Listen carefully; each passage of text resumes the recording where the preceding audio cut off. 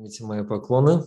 Вся слава Шриле Прабхупаде. Меня зовут Павана Дас, и я представляю проект Прабхупада Саджатия, семья Прабхупады в рамках платформы Азии Вайраги. Hare Krishna, dear Vaishnavas, please accept my obeisances. All glory to Srila Prabhupada. I am Pavana Das, and I represent Prabhupada Sajjatiya project, which is translated as the family of Prabhupada, and which is implemented, which is delivered through Asia Vairagi platform. Our project is dedicated exclusively to His Divine Grace, Srila Prabhupada. We invite disciples of Srila Prabhupada, senior Vaishnavas, sannyasis, preachers, and all that we talk about is Srila Prabhupada. And it's our deep conviction that it's very beneficial for us, for all of us, to meditate on Srila Prabhupada. It will be beneficial for us as a community, as a society, because we owe everything that we have, we owe to Srila Prabhupada. And it's going to be beneficial for us individually, personally, because for our spiritual life, because Srila Prabhupada is the foundation. Today we have with us a disciple of His Divine Grace, Srila Prabhupada, His Grace Kripanidhi Prabhu. Please accept our obeisances, Prabhu. Hare Krishna. Please accept my obeisances. I'm honored and very inspired to speak to wonderful devotees. So many individuals are joining Srila Prabhupada's mission in this area, and it's very inspiring to us Westerners. Kripanidhi Prabhu, you have such a beautiful kurta. Oh, thank you. So our first question is, how and when did you first meet Srila Prabhupada? When? How did I where? meet? So in 1969, 1970, 1971, there was a very large anti-materialistic movement of young people called the hippie movement. And I was part of the hippie movement, the youth movement of the West.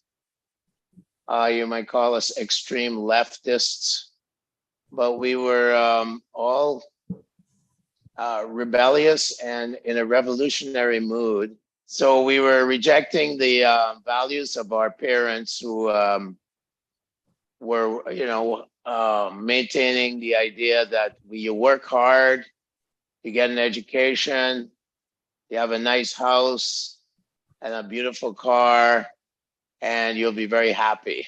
I was part of that movement living in Canada, but we were traveling around in America and Canada, involved in this, we called it a protest movement. We're protesting war, we were protesting materialism, and I was part of that.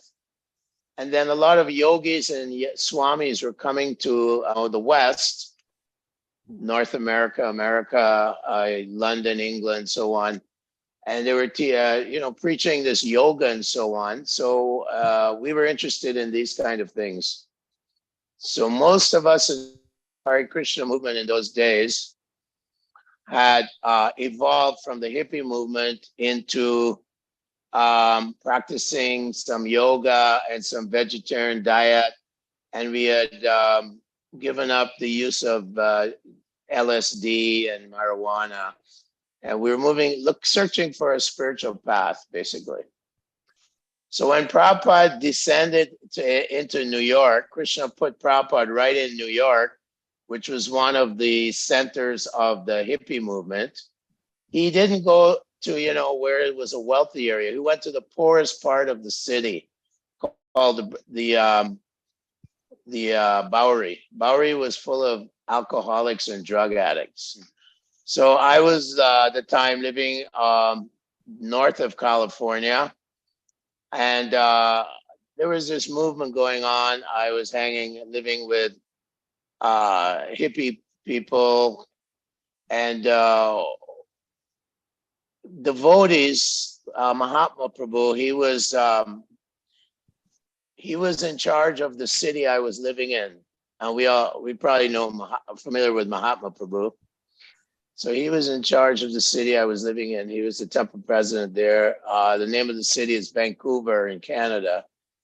It's kind of a real hippie area of North America. You know, I was 20 years old. Every Sunday they had a Sunday feast, and you'd get about over 100 hippies at these little houses that we were renting, and everyone loved the prasadam. And at that time, the Hare Krishna movement was identified as the religion of the hippies. I joined a temple there with Mahatma, and then after a few months, we wanted to go to meet Srila Prabhupada, who had arrived in Portland. Portland is about 6 hours from Vancouver by car. You know, at this time, many people were looking at the Hare Krishna movement very favorably. We were a movement representing peace. George Harrison of the Beatles was propagating the Hare Krishna mantra all across the Western world. And so it was a very popular time for the Hare Krishna movement. And when we went to see Srila Prabhupada, you know, he was such a great hero for us. And so the first time I met Prabhupada was at the airport in Portland, Oregon. Yeah, so many times Prabhupada would, when he was preaching to the young people, he would say that this is the real revolution. You know, the Srimad Bhagavatam is the revolution to change, create peace and give light to the world. So Prabhupada saw that we were looking for some kind of a revolution. So, you know, when you joined the temple and you were like chanting all day long, we would go out on the streets and chant for 6-7 hours a day. And the chanting was so ecstatic and so powerful. And then when you saw Srila Prabhupada, when I saw him, Krishna was showing me this is some great personality. He was extremely powerful presence. When he's in a room with you, there's this extremely effulgent and beautiful presence of someone quite extraordinary. So that's what we saw when we saw Prabhupada. The Krishna consciousness experience was so ecstatic. I mean, I used to go to church with my mother, but there was nothing like this. Although we were searching, Prabhupada gave us this amazing experience, and then we saw pure love of Godhead in person. It was just mind-blowing. We were just totally taken aback. And of course, we were only 20, 21 years old. We were kids, you know. I saw Srila Prabhupada. You see such power like the Himalayan mountains. At the same time, there was so much humility in his face. And of course, Prabhupada was quite happy to see all these young people, very rebellious young people, not conventional people. And suddenly we're giving up all the 4, you know, sinful activities, completely, you know, jumping in with 2 feet into the ocean of devotion. Prabhupada was just amazed by us young people. When you were with Srila Prabhupada, you also remember that everyone in the room, boys and girls, we were all mutually inspired by each other because of this love that was flowing through the room.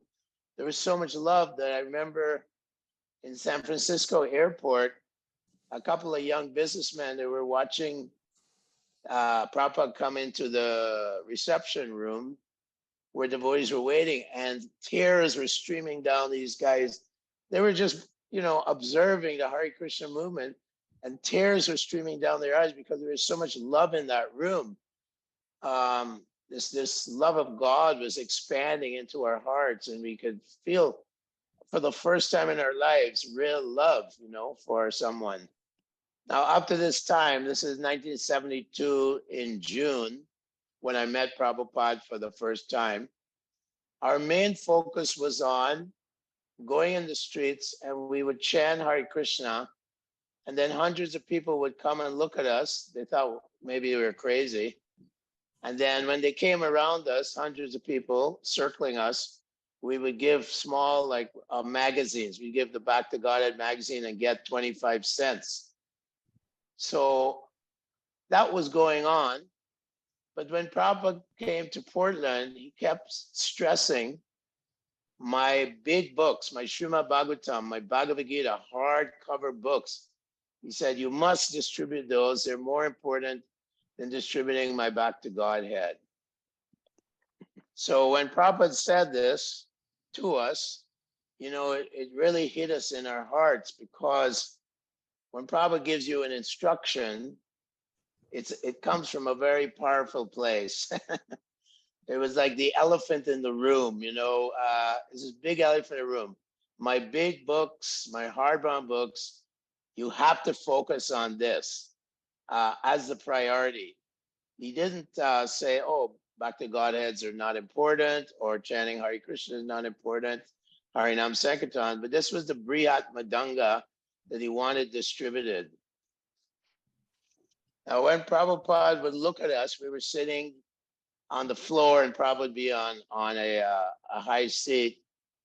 When Prabhupada would look at us, you could feel like he was looking right into your soul. You know, you could see exactly who you were, where you came from. I mean, this is like a great Maha Bhagavat, you know, he could see right through to your soul.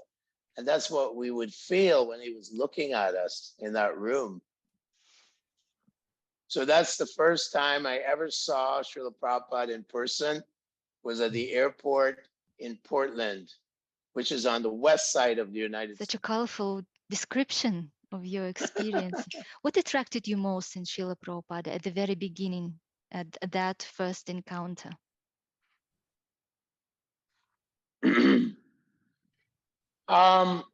When you see a great devotee of the Lord, you see a lot of, Prabhupada was extremely grave, extremely grave. They say guru means heavy. And it's like you're looking at the Himalayan mountains. It's like very heavy. At the same time, you know, it's full of compassion and love. It's a very kind of a ironic kind of persona, because although he's so heavy and grave, there's so much gravity coming out of him, you know. But at the same time, there's so much love and compassion, and there's so much humility there. It's a seriously like a conflicting of different qualities that was all embodied by Srila Prabhupada. And the love that he had for humanity was obvious. So that is such an authentic persona to see. It is so authentic, like it's undeniable. It was undeniable when you saw Srila Prabhupada. This is a great person. But you had to be a humble and submissive, or you wouldn't see that. You wouldn't see that. Because we were humble and submissive and open, then Krishna revealed to us this great personality. So when you meet, I could understand George Harrison, a very famous guy, had everything he could ever want. Well, if you're a little open and humble like George Harrison, then you get inspired from your heart to give your everything, give your life, give your entire life to this person, because he's like he is the lens to seeing God himself. He's to be honored as good as God. You know, he's just the via medium, you know, perfect perfect vehicle or perfect via medium to the supreme personality of God. And so it was quite amazing. And all our hankering for change and revolution, everything was, you know, satisfied by meeting Srila Prabhupada. Very interesting point, that in order to become spiritually advanced, in order to perceive such a great personality, you have to have spiritual qualities. Totally. Absolutely. When I first joined, you know, you think that, oh, you know, I'm a free person, free agent. And gradually, as I practiced the sadhana bhakti, one is forced to become humble, because as you make spiritual advancement, you realize your real position and situation, and you realize the greatness of this personality who's just saved you basically from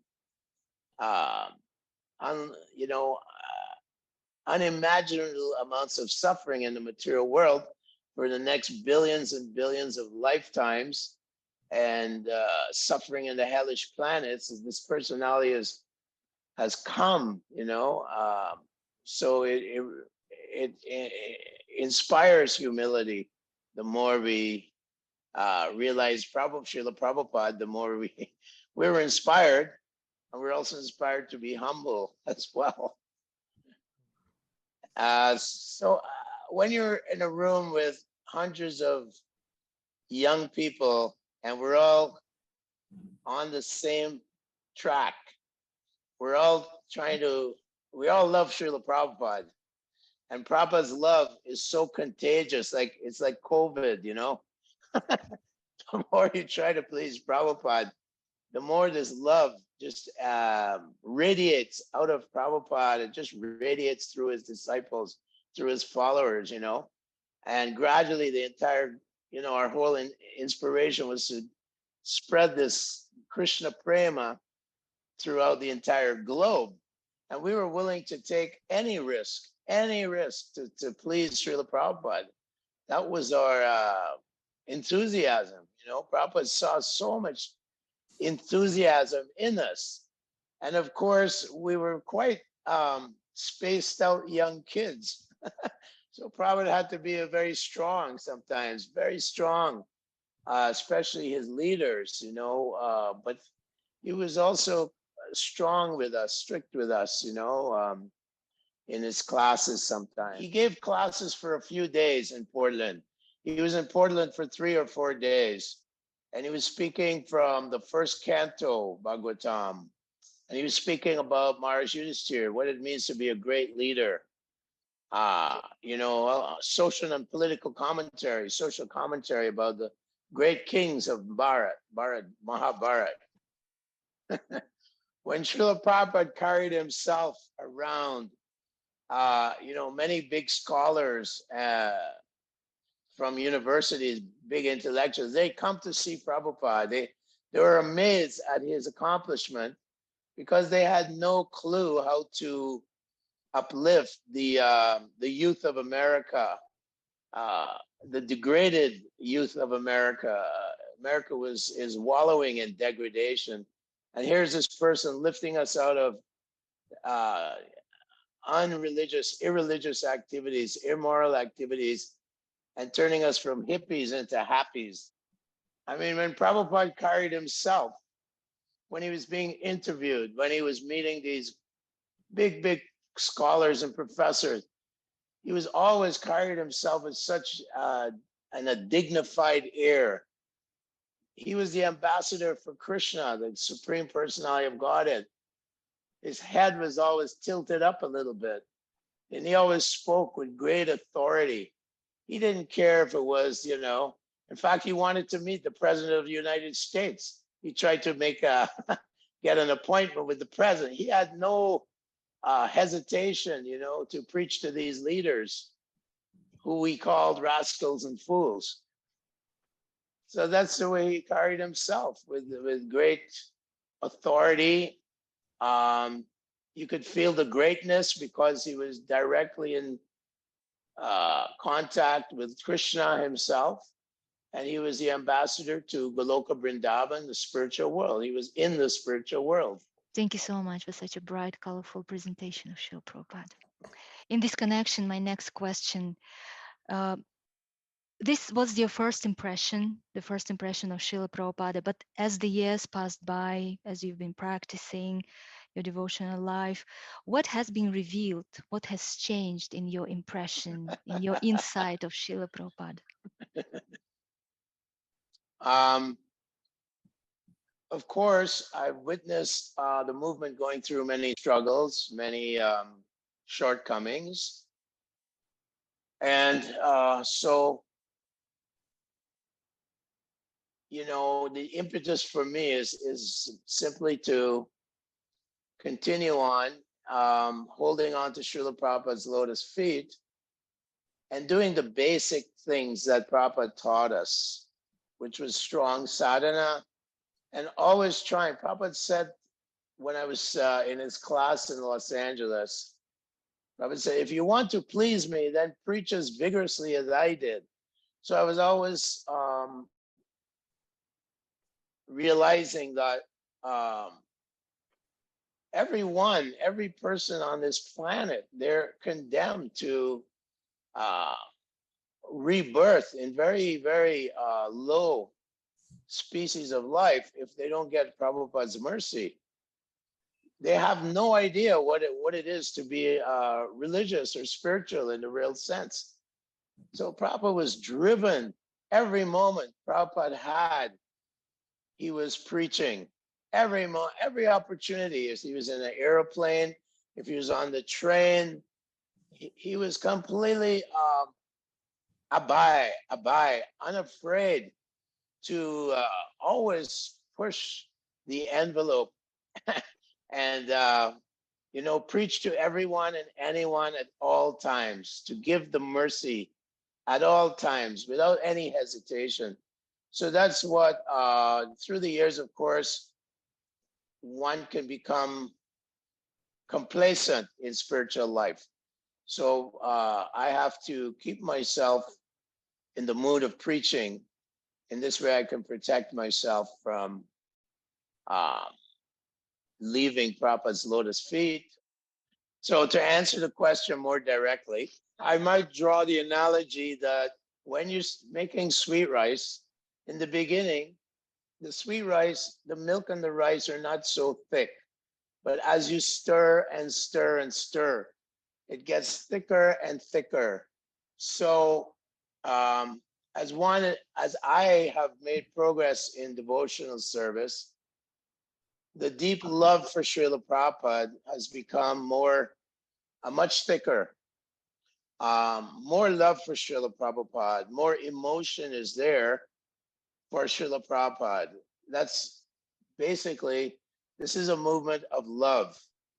And that has to be the priority. So I always prioritize how to keep that spark of love and how to mature in my loving relationship with Srila Prabhupada. And I feel that that love is much thicker than in the beginning, where there was a lot more excitement. It's a new experience. Wow, there's a God, you know, and here's a representative of God. All that euphoria was there. But as we go on, after 50 years, the love for Srila Prabhupada and my allegiance to Srila Prabhupada is thicker and deeper. Very inspiring, very inspiring. Kripanidhi Prabhu, what, if anything, has been most difficult for you to accept about the personality or teachings of Srila Prabhupada at the beginning? Personality or teachings of Srila Prabhupada in the beginning? Well, I'm a simple person. So I just jumped into this, you know, I kind of jumped out of the airplane. It was just so much faith. As far as Prabhupada's personality, I always had great reverence for Srila Prabhupada and great honor for Srila Prabhupada. And I always felt myself inadequate to be in the presence of Srila Prabhupada. Although my last service to Srila Prabhupada was when Prabhupada left for Goloka Vrindavan, November 14th, 77, my GBC, he was in charge of digging Prabhupada's samadhi at Krishna Balaram Temple in Vrindavan. And he asked many people, would you like? And everyone was exhausted because we were with Srila Prabhupada chanting until 7 o'clock at night. And my GBC said, can anyone help? We have to dig Prabhupada's Samadhi. Prabhupada has to go into Samadhi. And I put my hand up, I'll do it. And so myself and one brahmachari, we dug all night. Prabhupada, that was my last personal service to Srila Prabhupada. So I was a simple person. As far as Prabhupada's personality, I never questioned. Whatever he said for me was absolute. If Prabhupada said jump out of a plane with no parachute, whatever, that was the mood that I personally had. And if anyone ever questioned Srila Prabhupada, I would become very indignant.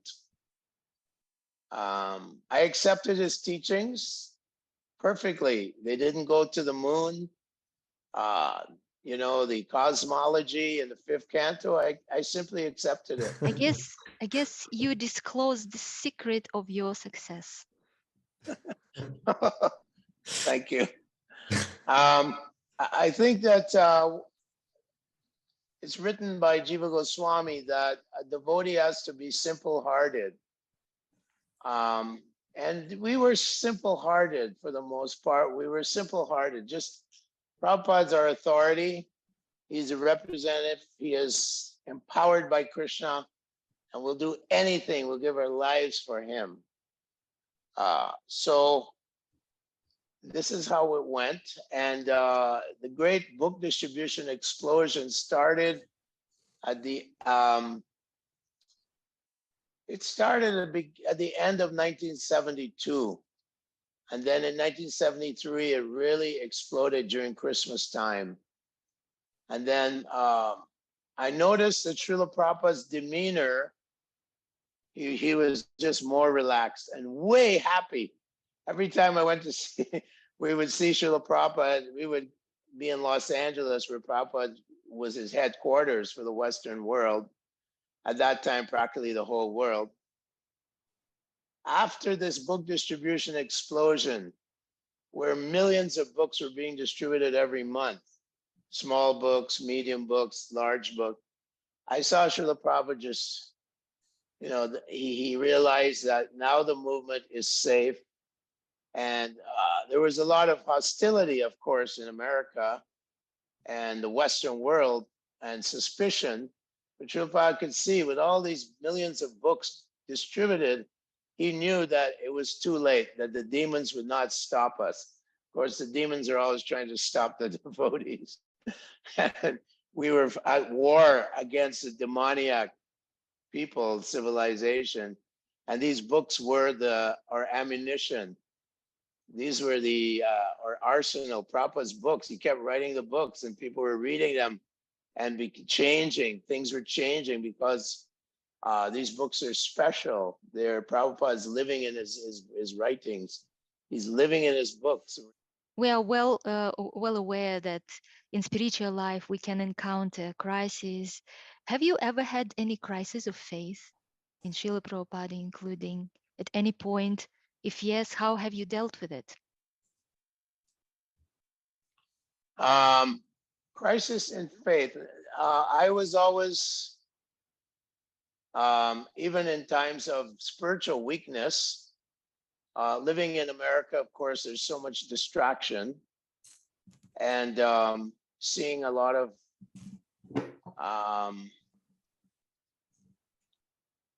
disturbances within the Hare Krishna movement in America in the 80s and also in the 90s, leadership fall downs. Of course, you may become a little discouraged, but I always engage my mind in praying to Lord Chaitanya and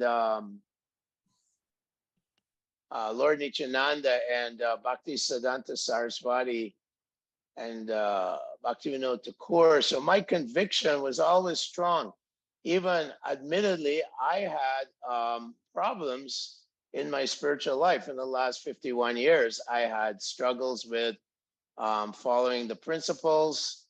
especially in the 90s when the movement was very weak. And I could say it's still quite weak in America and the Western countries. So I was always of the conviction, even in my darkest hour, that Srila Prabhupada was the only way, that I had to keep to the lotus feet of Srila Prabhupada.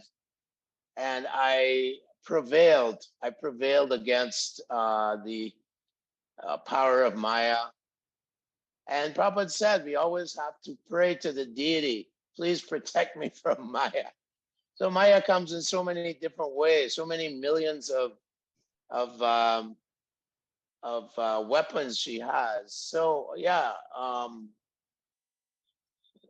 conviction in the process and in Srila Prabhupada is very important. The conviction of Prabhupada's disciples is that Prabhupada is the only one that can take us back home, back to Godhead. And his grand disciples also. He's the only one that can take us back home, back to Godhead, to Krishna. I've met many, many swamis from various mats. No one is like Srila Prabhupada, not even close. So why go anywhere else? My conviction is that Srila Prabhupada is so merciful, even if we fall away. Prabhupada said, when I was in the temple, one Mataji, his disciple girl, said, Prabhupada, if we fall away from Krishna, does the spiritual master come to get us?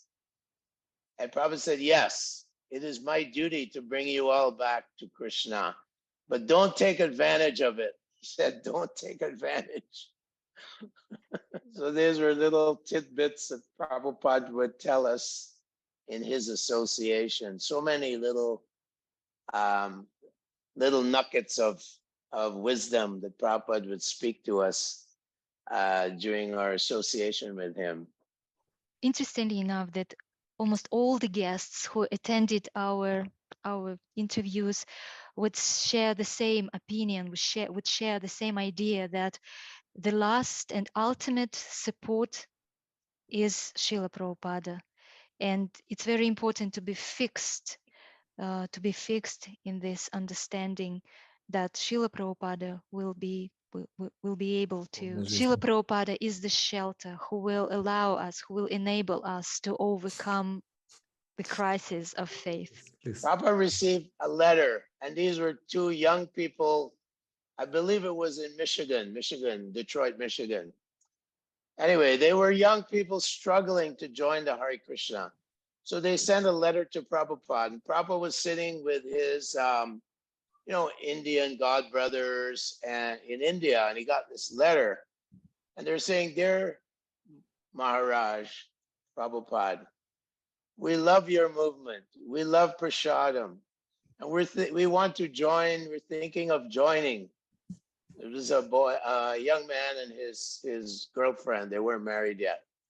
Says, we're still struggling. Sometimes we smoke marijuana. We're struggling to stop it.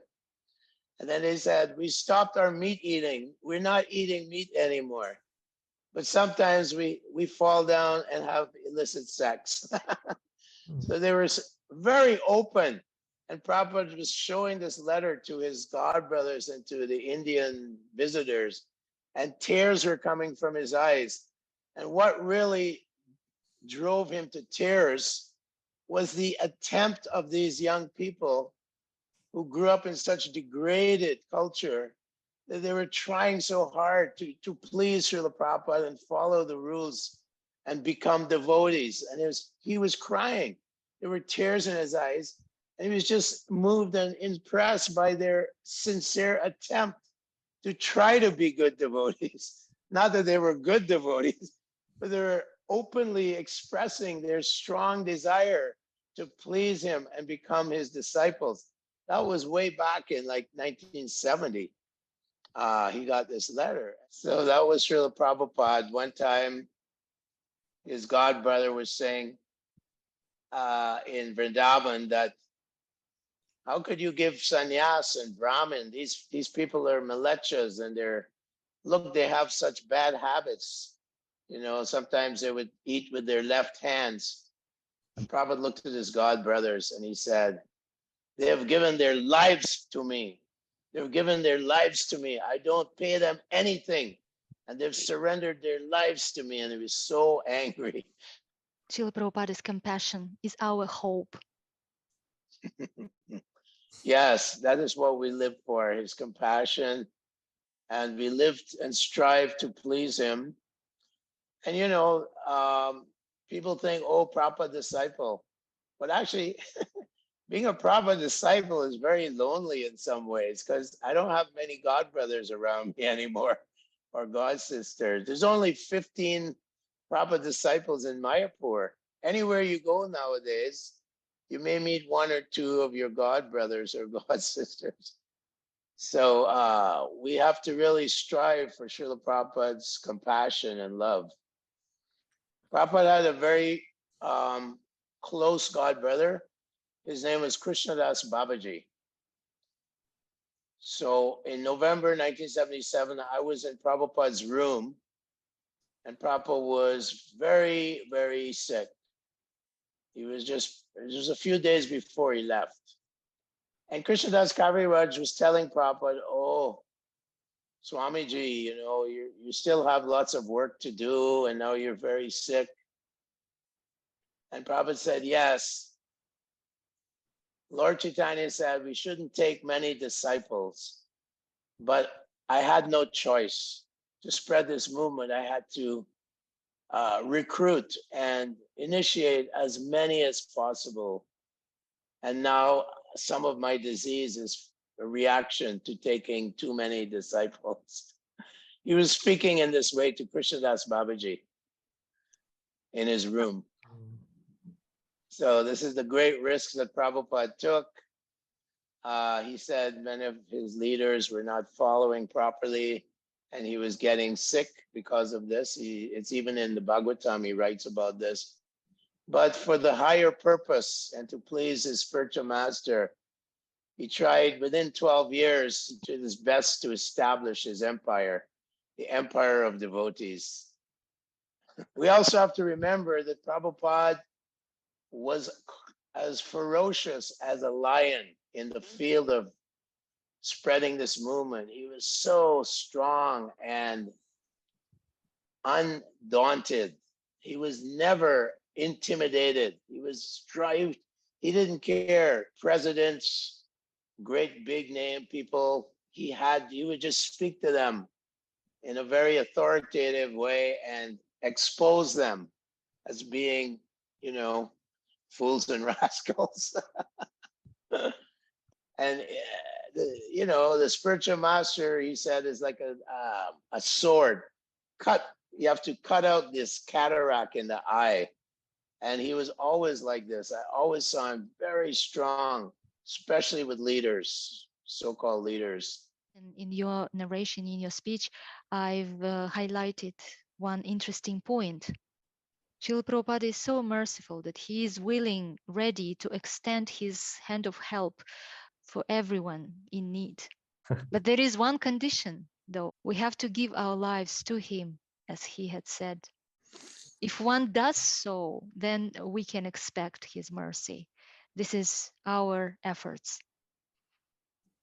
Ultimately, Prabhupada was asked, because in the great explosion of the movement in the West, a lot of us assumed that the greatest service to Prabhupada was to distribute his books. But I remember one devotee asking Prabhupada, what will make you the most pleased? And Prabhupada said, if you learn how to love Krishna, that is the most pleasing to this spiritual master. Learn how to love Krishna. I have a few questions about books specifically. If you don't mind, I would like to ask those. Then one preliminary question before I ask about books. My question is why, by listening to different disciples of Srila Prabhupada, we somehow get different image of Srila Prabhupada.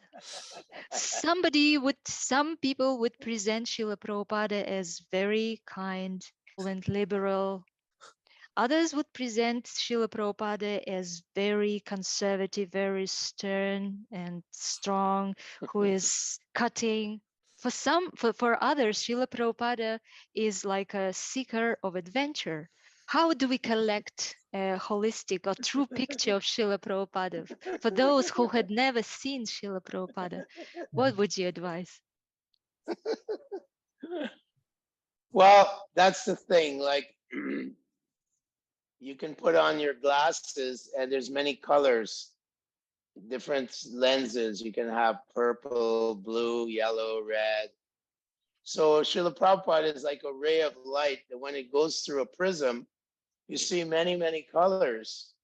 And depending on, each person who has encountered or been in service of Srila Prabhupada, you'll see the variety of qualities that you notice. So it's nice that across the board, different devotees, different disciples of Prabhupada are giving different perspectives on this great personality. Just like when Krishna entered Kamsa's arena, some saw him as a young cowherd boy, some saw him as the absolute truth, some saw him, as the supreme personality of Godhead, some saw him as a beautiful boy. So I saw that Prabhupada was very grave, and then in a flash he would be so humorous, he'd be so funny.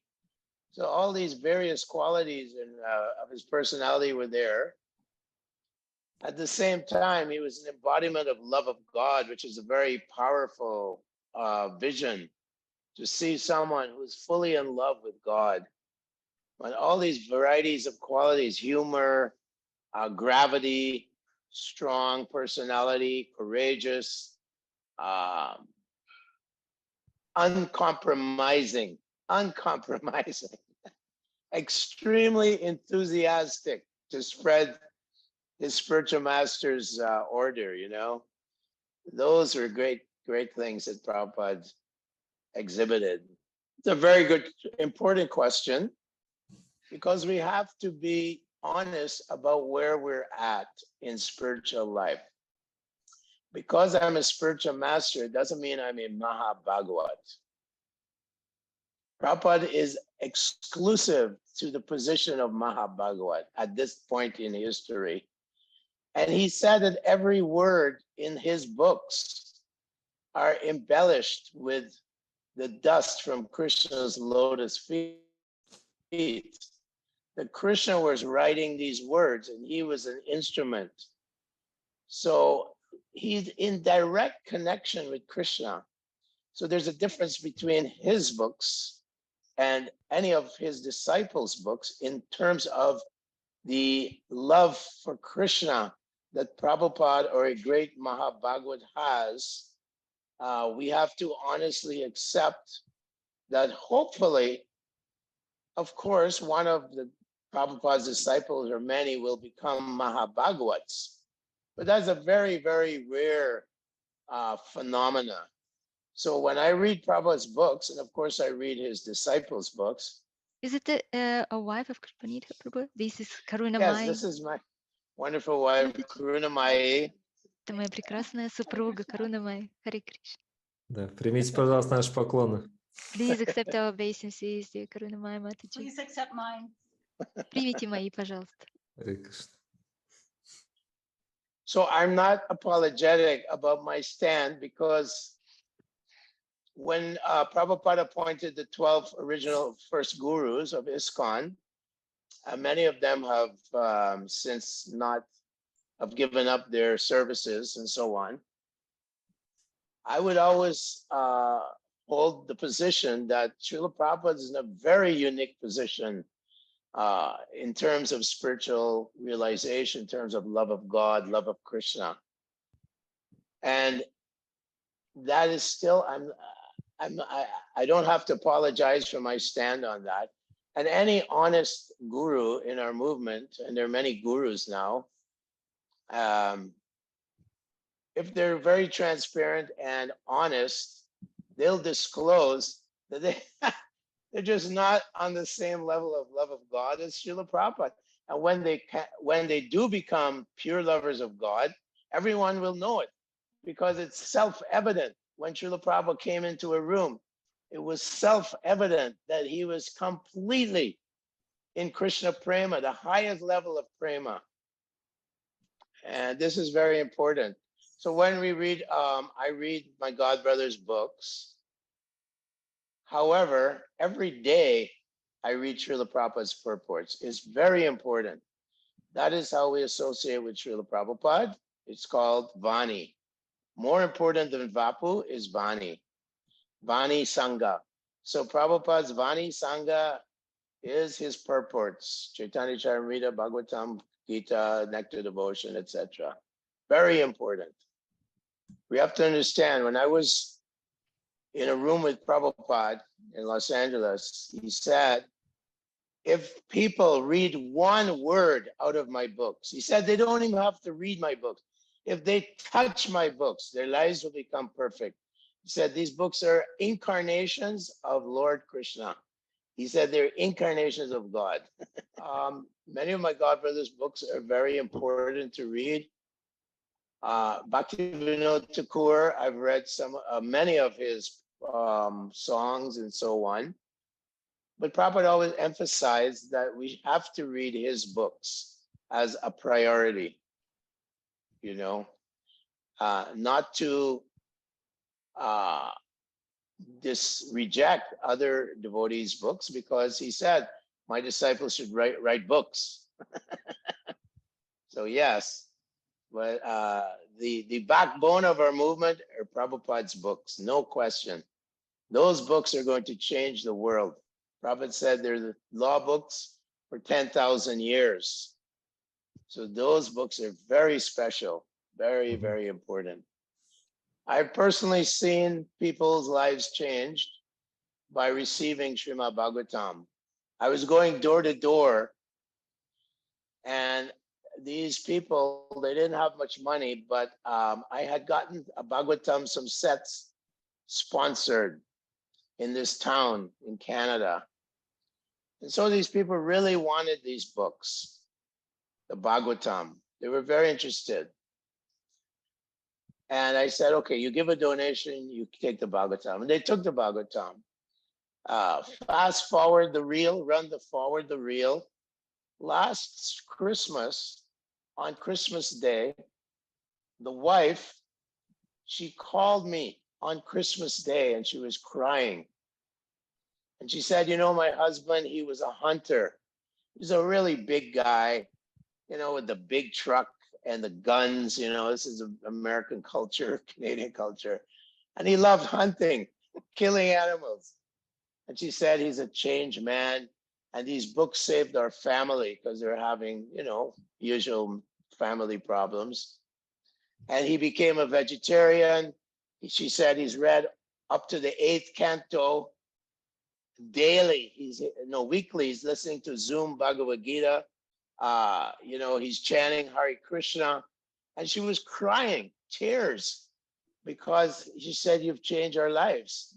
Sure, these books you gave us for a donation, they didn't pay the right price, but I gave it to them because they wanted them.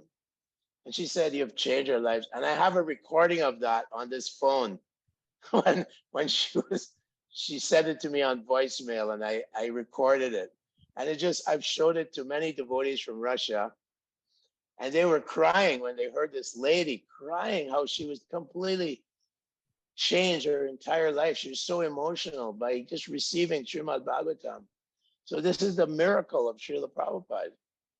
You know, he's turning animal killers and hunters into devotees of the Lord. It's amazing. He was like Amrigari, right? Like Amrigari. Yes, totally. Yeah, very much. Точно. Prabhupada ki jai. All glories to Srila Prabhupada. All glories to all the Vaishnavas of Asia Video ISKCON. ISKCON Asia Video. Hare Krishna. Hare Krishna. See you again soon. See you soon. Увидимся скоро. Hare Krishna. До встречи в ИСКОН. Спасибо.